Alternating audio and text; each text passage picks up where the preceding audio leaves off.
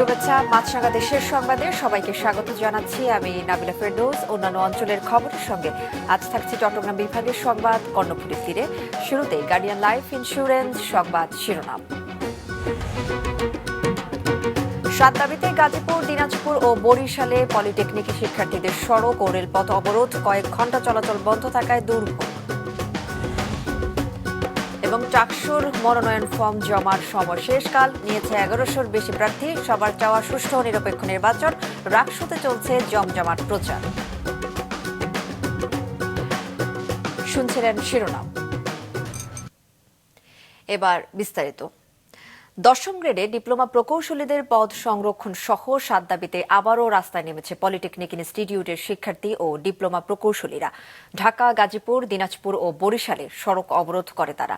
দুপুরে গাজীপুরের চান্দনা চৌরাস্তায়, ঢাকা ময়মনসিংহ মহাসড়ক অবরোধ বিক্ষোভ করে গাজীপুরের ডিপ্লোমা প্রকৌশলীরা। পদমর্যাদা রক্ষা ও দাবি আদায়ে সরকারের সুস্পষ্ট উদ্যোগ না নিলে দেশব্যাপী কর্মসূচির হুঁশিয়ারি দেন তারা। এদিকে 7 দফা দাবিতে দিনাজপুরের ফুলবাড়ি বাসস্ট্যান্ড এলাকায় সকাল 8:30 থেকে প্রায় 3.5 ঘণ্টা রেলপথ ও মহাসড়ক অবরোধ করে রাখে পলিটেকনিক ইনস্টিটিউটের শিক্ষার্থীরা। একই দাবিতে বরিশালের হাতেম আলী কলেজ সামনে ঢাকা বরিশাল মহাসড়ক অবরোধ করে বিক্ষোভ করেন পলিটেকনিক ইনস্টিটিউটের শিক্ষার্থীরা। এছাড়া একই দাবিতে খুলনা, ময়মনসিংহ, সিলেট সহ দেশের বিভিন্ন স্থানে বিক্ষোভ হয়েছে। আমাদের চাকরি সেক্টরে দশম গ্রেডে বিএসসি আসতে যাচ্ছে, তো আমাদের তো একটা রুজির ব্যাপার আছে, আমাদেরও ভবিষ্যৎ আছে। আমরা এই ব্লকের কর্মসূচি না দিয়ে আমরা পাচ্ছি না, আমাদের দাবিগুলো সেমন ভাবে পূরণ হচ্ছে না, তার কারণে আমাদের এই শক্ত অবস্থান আছে। আমাদের মূল দাবি হচ্ছে দশম গ্রেড আমাদের অধিকার। এই দশম গ্রেড আমাদের ডিপ্লোমা ইঞ্জিনিয়ারদেরই থাকবে এবং এটা আমাদেরকে রাখতে হবে। আজকে আমরা রাস্তায় নেমেছি কারণ বুয়েটের যে 3 দফা দাবি, এই 3 দফা দাবি প্রত্যাখ্যান করতে হবে। আমরা যদি এই দাবি না মানা হয় তাহলে সারা বাংলাদেশের সকল পলিটেকনিকের আমরা এই বাংলাদেশ সম্পূর্ণভাবে অচল করে দিব। দর্শক, এবার চট্টগ্রাম বিভাগের সংবাদ কর্ণফুলীর তীরে।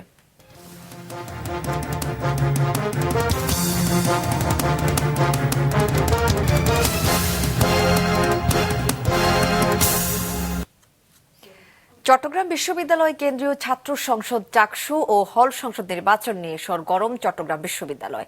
বাড়ানো হয়েছে মনোনয়ন ফর্ম সংগ্রহ ও জমাদানের সময়। আজ বিকেল 5টা পর্যন্ত নেওয়া গেছে ফর্ম, আর জমা দেওয়া যাবে কাল বিকেল 5টা পর্যন্ত। এ পর্যন্ত ফর্ম সংগ্রহ করেছেন 1100-র বেশি প্রার্থী। সবার চাওয়া সুষ্ঠু ও নিরপেক্ষ নির্বাচন। রবিউল টিপুর ক্যামেরায় বিস্তারিত জানাচ্ছেন মোহসেনাত শিহাব। ভোট চাই, সঙ্গে প্রতিশ্রুতি তো আছেই। চাকসু নির্বাচনের মনোনয়ন ফর্ম বিতরণের পুরো চিত্রটাই ছিল এমন। মঙ্গলবার তৃতীয় দিনই সবচেয়ে বেশি ফর্ম নিয়েছেন প্রার্থীরা। দলগত প্যানেল ও স্বতন্ত্র মিলিয়ে শুধুমাত্র তৃতীয় দিনে নির্বাচনে প্রার্থী হতে মনোনয়ন ফর্ম সংগ্রহ করেছেন 918 জন। এর মধ্যে 391 জন কেন্দ্রীয় সংসদ ও 527 জন নিয়েছেন হল সংসদের। যখন আমরা আমেজ দেখবো তখন আসলে বুঝবো কারা বড় দল, কারা ছোট দল। তো শিক্ষার্থীরা সবসময় অধিকার সচেতন, আমরা তাদের অধিকার সচেতনের সবসময় পাশে থাকবো। আমরা যারা শক্তিশালী স্বতন্ত্র নির্বাচন করতেছি, আমরা একটা ভালো প্যানেল দাঁড় করাবো যারা শিক্ষার্থীদের কথা বলবে, শিক্ষার্থীদের অধিকার দিয়ে কথা বলবে। শিক্ষার্থী বান্ধব রাজনীতি স্বতন্ত্র পর্যায় থেকে দেখছি যে আমি শিক্ষার্থীদের সব থেকে বেশি ইম্প্যাক্ট রাখতে পারবো এবং শিক্ষার্থীদের জন্য সব থেকে বেশি কাজ করতে পারবো। যতদিন না আবাসন ফুলফিল হচ্ছে, মানে 100% আবাসনে আসছি, ততদিন যেন ওই মেয়েগুলা নিরাপদে থাকতে পারে, ওই মেয়েগুলার কোনো সমস্যা না হয়, এটা নিয়ে কাজ করা। একজন ক্যান্ডিডেট হিসেবে আমার ইশতেহার কি বলছে, আপনি আমাকে ভোট দেন, আপনি আমার ইশতেহারকে ভোট দেন। সব মিলিয়ে চাকসুর 26টি পদ ও হলের 206 পদে 1100-র বেশি প্রার্থী মনোনয়ন ফর্ম সংগ্রহ করেছেন বলে জানিয়েছেন চাকসু নির্বাচনের সদস্য সচিব। প্রথম 2 দিন খুবই কম সংখ্যক ছাত্রদের মনোনয়ন ফর্মের বিতরণের ব্যবস্থা ছিল, মানে ব্যবস্থা না, মনোনয়ন ফর্ম বিতরণ হয়েছে, কিন্তু গতকাল এবং পরশুদিনের তুলনায় আজকে অনেক গুণে বেশি ছাত্রছাত্রীরা আনন্দমুখর পরিবেশে মনোনয়ন ফর্ম জমা নিয়েছে। মঙ্গলবার মনোনয়ন ফর্ম নিয়েছেন ছাত্রদল ও ছাত্র শিবিরের হেভিওয়েট প্রার্থীরাও। তবে বাংলাদেশ গণতান্ত্রিক ছাত্র সংসদ বাকছাস দল হিসেবে অংশ নিচ্ছে না নির্বাচনে, যদিও তাদের অন্তত 5 নেতা স্বতন্ত্রভাবে বিভিন্ন পদে মনোনয়ন ফর্ম সংগ্রহ করেছেন। সবার চাওয়া নিরপেক্ষ ও সুষ্ঠু নির্বাচন। তো আমরা মনে করি যে আমাদের শিক্ষকরা আমাদের কোনো রাজনৈতিক চিন্তাধারার বাইরে গিয়ে শুধুমাত্র বিশ্ববিদ্যালয় শিক্ষার্থী হিসেবে মনে করবে এবং তারা বিশ্ববিদ্যালয় শিক্ষার্থীদের যে অধিকারটা, সেই অধিকারটা ফিরিয়ে দিতে তাদের সর্বোচ্চ আন্তরিকতা প্রকাশ করবে। যে দল বাস প্রক্টর এবং রেজিস্ট্রারের যে পদত্যাগ দাবি করছিলাম, এটা যদি নির্বাচনের আগে যদি ওনাদের পদ থেকে এই বহিষ্কার করা না হয়, তাহলে আমরা আদৌ একটা সুষ্ঠু নির্বাচন হবে কিনা এটা নিয়ে যথেষ্ট আশঙ্কা করছি। আগস্টের পর যে প্রশাসন এখানে নিয়োজিত হয়েছে সেই প্রশাসনের যে দলকানা আচরণ, সেটা আমরা দীর্ঘদিন ধরে পর্যবেক্ষণ করে আসছি এবং এই নির্বাচন কমিশনেও আমরা এখনও পর্যন্ত সুষ্ঠুতার ব্যাপারে নিশ্চিত নই, আমরা এখনও সন্দেহ পোষণ করছি। আমরা তবু আশা রাখতে চাই। চট্টগ্রাম বিশ্ববিদ্যালয়ে কেন্দ্রীয়ভাবে কোনো ইভেন্টও হয় না, তো আমি চেষ্টা করব এগুলো করার এবং যে বাজেট সংক্রান্ত সমস্যা সবচাইতে বেশি ওটা নিয়ে কাজ করব এবং খেলোয়াড়দের আমি যেই অধিকারগুলো আছে ওগুলো নিয়ে কাজ করব। হল সংসদের প্রার্থীরাও জানিয়েছেন তাদের নির্বাচনী প্রতিশ্রুতির কথা। আমি চাই একটা সুষ্ঠু নির্বাচন, যাতে নির্বাচনে যাতে কোনো কারচুপি না হয়। সিরিজের সবচেয়ে বড় হলগুলোর মধ্যে একটা হচ্ছে শহীদ ফরহাদ হোসেন হল। সে হলে আমি দেখলাম যে অবকাঠামোগতভাবে অনেক চেঞ্জ নিয়ে আসতে হবে এবং সেখানে কিছু সংস্কারমূলক কাজ করতে হবে। 21শে সেপ্টেম্বর প্রার্থীদের প্রাথমিক তালিকা ও 25শে সেপ্টেম্বর চূড়ান্ত প্রার্থী তালিকা প্রকাশ করা হবে। মোহসেনাত শিহাব, মাছরাঙ্গা সংবাদ, চট্টগ্রাম। দর্শক, কিছুক্ষণ আগে চট্টগ্রাম বিশ্ববিদ্যালয় থেকে চাকসু নির্বাচনের সবশেষ খবর জানিয়েছেন সহকর্মী নাজমুল সাদেকি। চাকসু নির্বাচন ঘিরে সকাল থেকে বেশ জমজমাট ছিল, কিন্তু বেলা বাড়ার সাথে সাথে সে জমজমাট ঘাটে কিছুটা নিয়মান হয়েছে বলতে পারি আমরা, কারণ দুপুরে যখন খবর এসেছিল যে একদিন করে সময় বাড়ানো হয়েছে, তারপরে কিন্তু জমা দেওয়ার যে আগ্রহ, মনোনয়নপত্র জমা দেওয়ার যে উচ্ছ্বাস ছিল সেটা কিন্তু কমে এসেছে, কারণ যেহেতু সময় পাওয়া গেছে ধীরে সুস্থে বুঝে সবাই দিচ্ছে। এবং আমরা সারাদিনই এই চাকসু নির্বাচন কেন্দ্রিক এই যে জায়গাগুলো আছে সেগুলোতে ঘুরেছি চট্টগ্রাম বিশ্ববিদ্যালয়ের, এবং যেখানে মনোনয়নপত্র জমা দেওয়া হচ্ছে সেখানে আছি। আমরা দেখতে পেয়েছি যারা প্যানেল কেন্দ্রিক বড় যে প্যানেলগুলো হওয়ার কথা, দল কেন্দ্রিক যারা ছাত্র শিবির সমর্থিত কিংবা ছাত্রদল সমর্থিত অন্যান্য দল সমর্থিত যেগুলো, তারা কিন্তু প্যানেল কেন্দ্রিক আজকে জমা দেয়নি। জমা দেওয়ার কথা ছিল, আমরা দেখেছি ছোট ছোট প্যানেল যেগুলো হচ্ছে হল কেন্দ্রিক প্যানেল, তারা মূলত আজকে জমা দিতে দেখেছি তাদের মনোনয়নপত্রগুলো। চট্টগ্রামের চন্দনাইশ ও সাতকানিয়া উপজেলার সীমান্তবর্তী চরপাড়া এলাকায় গ্যাস সিলিন্ডারের গুদামে বিস্ফোরণে আগুন লেগে অন্তত 10 জন দগ্ধ হয়েছেন। আজ সকালে এই দুর্ঘটনা ঘটে। দগ্ধ সবাইকে চট্টগ্রাম মেডিকেল কলেজ হাসপাতালের বার্ন অ্যান্ড প্লাস্টিক সার্জারি ইউনিটে ভর্তি করা হয়েছে। তাদের মধ্যে 3 থেকে 4 জনের অবস্থা গুরুতর। শ্রমিকরা জানান, এক শ্রমিকের জ্বলন্ত সিগারেট থেকে আগুনের সূত্রপাত হয়। সকাল 6:50 দিকে গুদামটিতে বিস্ফোরণ হয়। সকাল 9টার দিকে আগুন নিয়ন্ত্রণে আসে। প্রাথমিকভাবে জানা গেছে গুদামটিতে 3 শতাধিক গ্যাস সিলিন্ডার ছিল। চট্টগ্রামের কাস্টমস হাউসে ঘুষ গ্রহণের টাকাসহ হাতে নাতে এক সহকারী রাজস্ব কর্মকর্তাকে আটক করেছে দুদক। গতরাতে ভুক্তভোগী এক আমদানিকারকের অভিযোগের ভিত্তিতে ঘুষ নেওয়ার সময় তাকে আটক করা হয়। আটক কাস্টমস অফিসার হলেন রাজীব রায়। তিনি আরও হিসেব চট্টগ্রাম দর্শক যেমনটি বলছিলাম, তিনি এআরও হিসেবে চট্টগ্রাম কাস্টমসে কর্মরত আছেন। দুদক চট্টগ্রাম জেলা কার্যালয়ের সহকারী পরিচালক সায়েদ আলম জানান, ঢাকার প্লাস্টিক পণ্যের এক আমদানিকারকের করা অভিযোগের ভিত্তিতে সন্ধ্যায় অভিযান চালায় দুদক। সব কাগজপত্র ঠিক থাকার পরও পণ্য ছাড় করতে ঘুষ দাবির অভিযোগ পেয়ে ফাঁদ পাতে দুদক। পরে 30,000 টাকা ঘুষ নেওয়ার সময় হাতে নাতে আটক করা হয় রাজীব রায়কে। রাঙামাটি সাজেকে পর্যটকবাহী গাড়ি খাদে পড়ে খুলনা বিশ্ববিদ্যালয়ের এক শিক্ষার্থী নিহত হয়েছেন। এ ঘটনায় আরও 12 জন আহত হয়েছেন। নিহত রিঙ্কি খুলনা বিশ্ববিদ্যালয়ের পদার্থ বিজ্ঞান বিভাগের শিক্ষার্থী। শিক্ষা সফরে সাজেক যাওয়ার পথে হাউসপাড়া এলাকায় তাদের বহন করা জিপটি খাদে পড়ে যায়। দুর্ঘটনার পর সেনাবাহিনী, পুলিশ ও স্থানীয়রা হতাহতের উদ্ধার করে। উদ্ধারের পর তাদের খাগড়াছড়ি সদর হাসপাতালে নেওয়া হয়েছে। আজ তৃতীয় দিনের মতো রাজশাহী বিশ্ববিদ্যালয় কেন্দ্রীয় ছাত্র সংসদ রাকসু ও হল সংসদ নির্বাচনে প্রচার চালাচ্ছেন প্রার্থীরা। ভিপি, জিএস সহ অন্যান্য পদে প্রতিদ্বন্দ্বীরা ছুটছেন ভোটারদের কাছে, দিচ্ছেন নানা প্রতিশ্রুতি। তবে এরই মধ্যে বিভিন্ন বড় রাজনৈতিক ছাত্র সংগঠনের বিরুদ্ধে অনিয়মের অভিযোগ তুলছে কিছু প্রার্থী। এবারের রাকসু নির্বাচনে 11টি প্যানেল অংশ নিচ্ছে। আগামী 25শে সেপ্টেম্বর হবে ভোট। দীর্ঘ 35 বছর পর হতে চলা এই নির্বাচন ঘিরে ক্যাম্পাস এখন সরগরম। এবার 23 পদের বিপরীতে প্রার্থী হয়েছেন 248 জন। এর মধ্যে 25 জন নারী বিভিন্ন পদে প্রার্থী হয়েছেন। ভোটের জন্য 103টি স্বচ্ছ ব্যালট বাক্স তৈরির কথা জানিয়েছে নির্বাচন কমিশন। আবাসনের প্রবলেম আছে, হলে যেরকম সমস্যা আছে, আবার ডিপার্টমেন্টে অনেক সমস্যা আছে।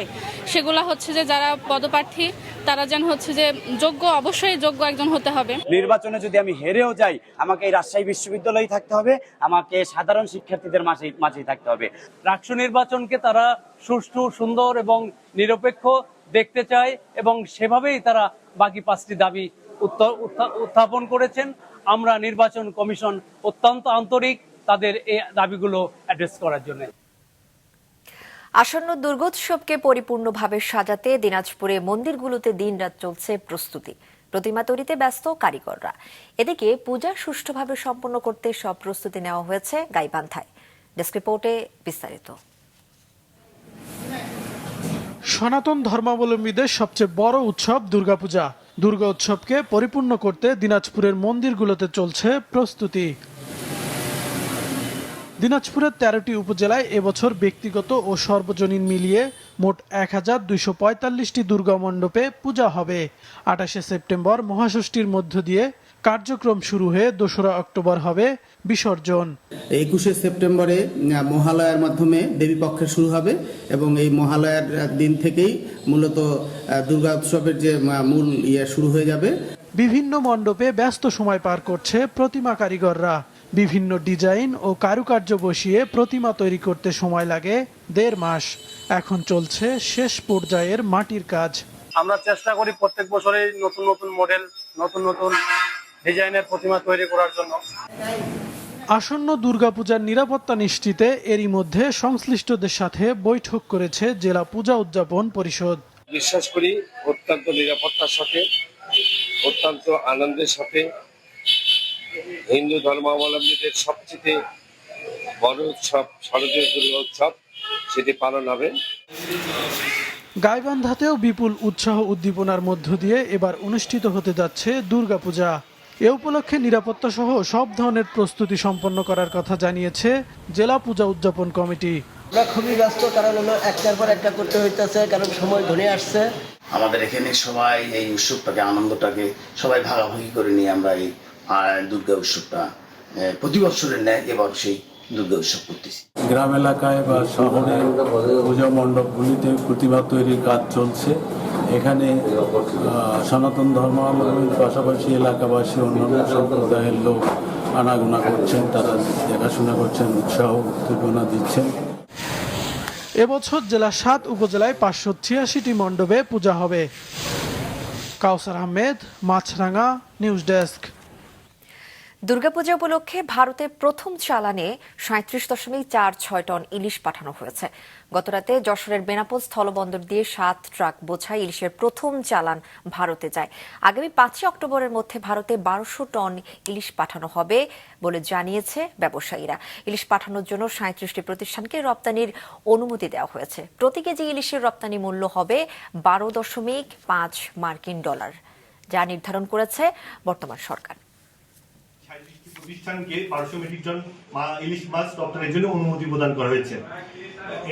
আজকে ইতিমধ্যে আমাদের কাছে 6টি প্রতিষ্ঠান 37.46 মেট্রিক টন মাছ রপ্তানির জন্য আবেদন করছে। আমরা তাদের অল্টারনেটিভ এবং অন্যান্য পরীক্ষা প্রদান শেষে স্বাস্থ্য সনদ প্রদান করছি এবং তাদেরকে মাছ রপ্তানি করার জন্য অনুমতি প্রদান করেছে। উজানে ভারী বর্ষণ, পাহাড়ি ঢলের কারণে সিলেটের নদ নদীর পানি বাড়ছে। সকালে সিলেটের কানাইঘাটের সুরমা এবং আমলশিদ, শেওলা ও ফেঞ্চুগঞ্জ পয়েন্টে কুশিয়ারা নদীর পানি বিপদসীমার উপর দিয়ে বইতে দেখা যায়। জেলার অন্য নদীর পানিও বাড়ছে। উজানে ভারী বৃষ্টিপাত অব্যাহত থাকলে সিলেটের সুরমা, কুশিয়ারা তীরবর্তী ও নিম্নাঞ্চলে বন্যা পরিস্থিতির আশঙ্কা করছেন সংশ্লিষ্টরা। এদিকে কয়েকদিন ধরে উজানের ঢল ও নদীতে পানি বৃদ্ধির কারণে গাইবান্ধার তিস্তা, যমুনা ও ব্রহ্মপুত্র নদীর বিভিন্ন পয়েন্টে শুরু হয়েছে ভাঙন। নদীতে বিলীন হয়েছে ফুলছড়ি উপজেলার পূর্ব কঞ্চিপাড়া, কেতকির হাট সহ 12টি গ্রামের শতাধিক ঘরবাড়ি।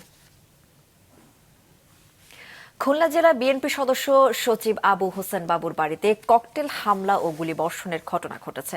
পুলিশ জানিয়েছে গতরাত 10:30টার দিকে রূপসার আইচিগাতি এলাকায় এই ঘটনা ঘটে। 5 জন দুর্বৃত্ত বাড়িতে ঢুকে 2টি ককটেল নিক্ষেপ করে। পরে লোকজনের ধাওয়া দিলে পালিয়ে যাওয়ার সময় তারা 3 রাউন্ড গুলি করে। তবে এসবে কেউ হতাহত হয়নি। জড়িতদের ধরতে অভিযান চালানো হচ্ছে বলে জানিয়েছে পুলিশ। দলের নেতাকর্মীরা বলছেন, হামলার সময় আবু হোসেন বাবু বাড়িতেই ছিলেন। ঘটনার প্রতিবাদে আজ বিকেল 3:30টায় রূপসার বেলফুলিয়া কলেজের সামনে বিক্ষোভ ও প্রতিবাদ সমাবেশ করবে বিএনপি। যখন আমের মৌসুম শেষের দিকে তখন বাজারে দেখা মেলে গৌড়মতি নামের নাবি জাতের আমের।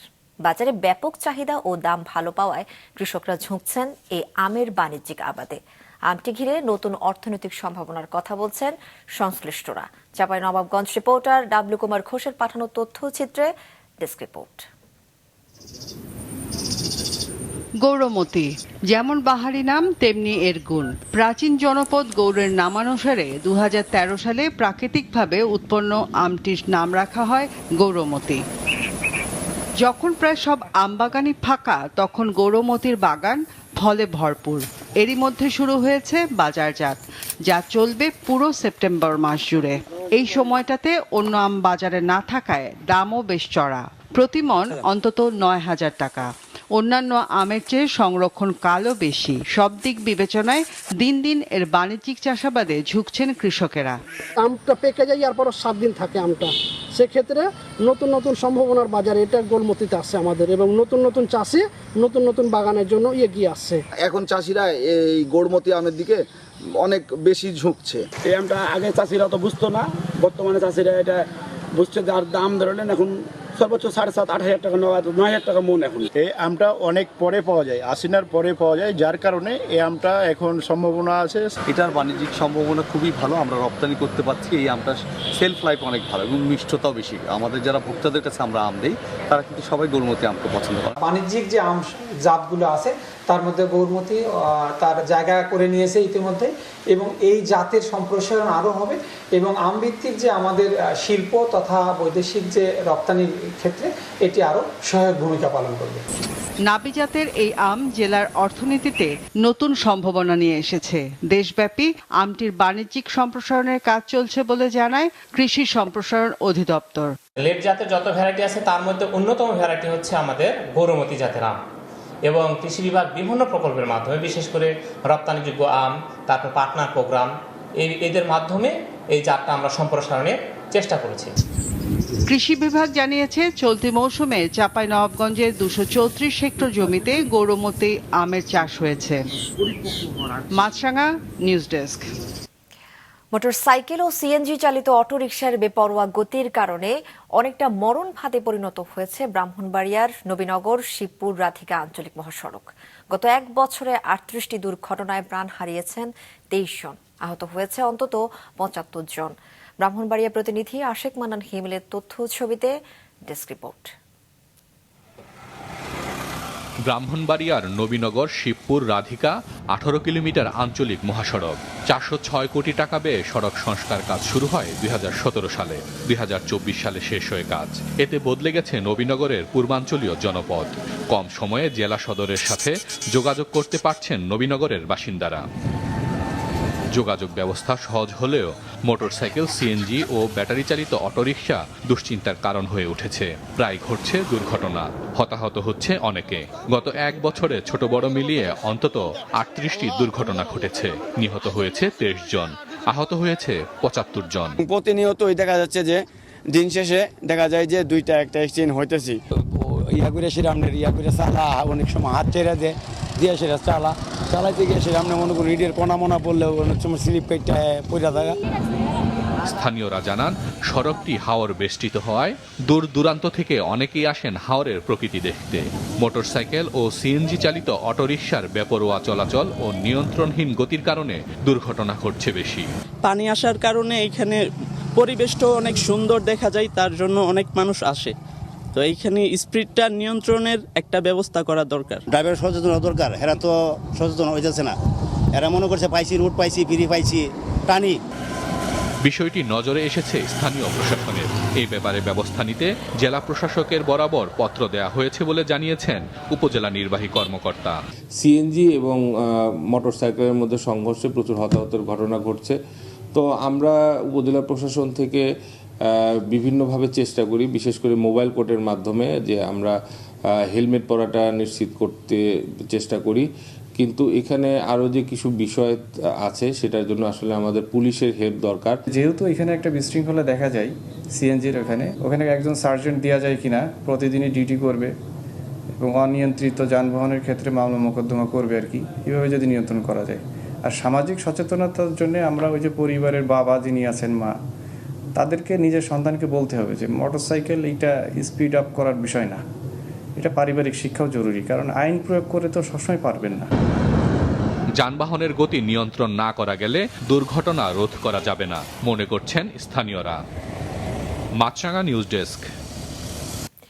ফরিদপুরের ভাঙ্গায় আসন পুনর্বিন্যাসের প্রতিবাদে চলমান আন্দোলনের কারণে রাজবাড়ীর দৌলতদিয়া ঘাটে যানবাহন ও যাত্রীদের চাপ বেড়েছে। সেই সাথে নদীতে প্রচণ্ড স্রোত এবং ঘাট সংকটে দৌলতদিয়া ঘাটে নদী পারের অপেক্ষায় মহাসড়কে ৩ কিলোমিটার এলাকা জুড়ে যানবাহন আটকা পড়েছে। এতে চরম দুর্ভোগে পড়েছেন যাত্রীসহ চালকরা। সকাল থেকে দৌলতদিয়া ঘাটের 0 পয়েন্ট থেকে মহাসড়ক পর্যন্ত তীব্র যানজট দেখা গেছে। বিআরডব্লিউটিসি কর্তৃপক্ষ জানিয়েছে, ফরিদপুরে চলমান আন্দোলনের কারণে ঘাট এলাকায় যানবাহনের দীর্ঘ সারি রয়েছে। বর্তমানে দৌলতদিয়া প্রান্তে একটি মাত্র ফেরিঘাট সচল আছে, অন্যান্য ফেরিঘাট সচল করার কাজ চলছে।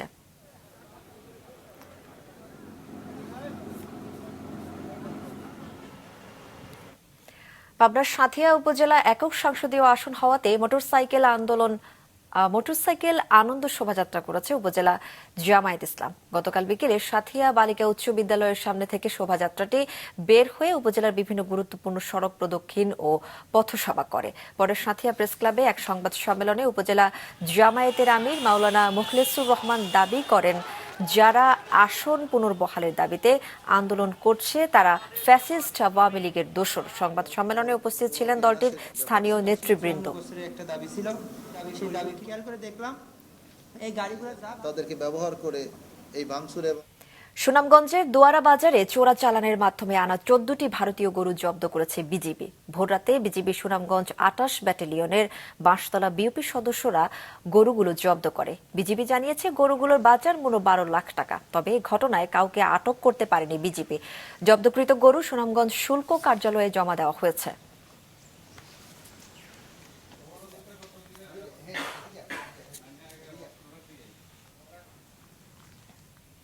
মাছরাঙা সংবাদ শেষ করার আগে গার্ডিয়ান লাইফ ইন্স্যুরেন্স সংবাদ শিরোনামগুলো আরো একবার।